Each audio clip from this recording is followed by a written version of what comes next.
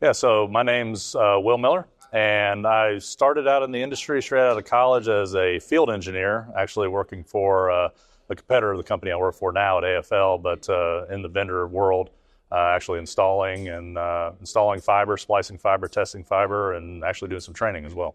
Cool. What was your kind of like first take on the job when you started working in the field? How did you feel about the job? Yeah, so it was funny. So I went to school actually with the ambition to be on a race team. That didn't work out. So kind of was looking for other alternatives and ran into this company at a job fair. And they started to describe the work, and I'm very hands-on, and just sounded very interesting to actually be able to connect end users to broadband internet.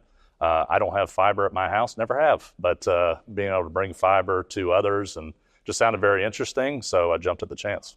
Cool.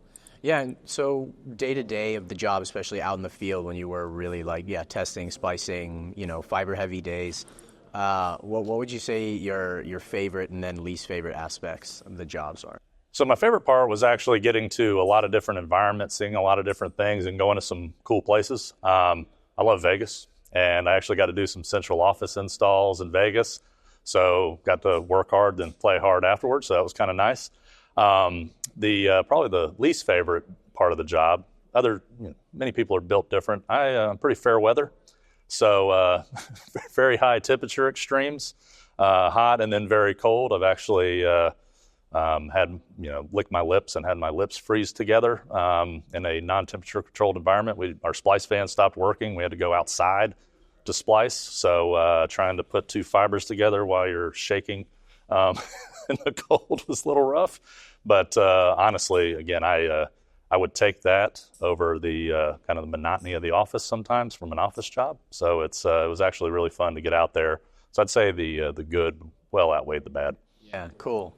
And so, I mean, BEAD coming in and everything, and also like a lot of folks, not necessarily that it's limited to younger people, but there are a lot of young folks, turning away from the costs of higher education, looking at trade work, technical schooling, and not necessarily just out of debt, but also like job stability, maybe also fatigue of you see every 6 months layoffs due to AI or whatever, and these jobs, these like hands-on jobs that really aren't going anywhere. There's likely to be a lot of people coming into the industry, and it's kind of a fresh time to be coming into the industry. If you, knowing what you know now, if you were to get into the industry right now, what do you think the best bit of information you have would be for those people? Yeah, so where my current role, I'm still very passionate about what we do, bringing fiber to service providers that, impact the lives of Americans. We went through COVID. Right, you actually saw the implications of the digital divide where folks didn't have internet. Kids, I heard stories, my kids fortunately had internet, could do the e-learning no problem. Heard a lot of stories where folks were going into Starbucks parking lots, McDonald's parking lots to do their schoolwork. So we just had Hurricane Helene came through where we were at. Fortunately, we weren't hit nearly as bad as Western North Carolina, but just south of us, we had a lot of power outages, a lot of internet outages, floods.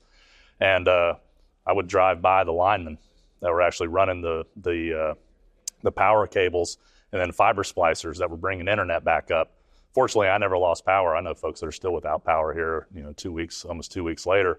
But I was without internet for a week, and I didn't complain too much. But man, it was a relief when that internet came back.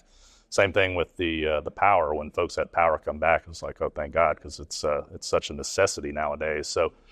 Yeah, being passionate about that work and bringing internet, bringing that to people's lives, and bridging that digital divide. It's impactful.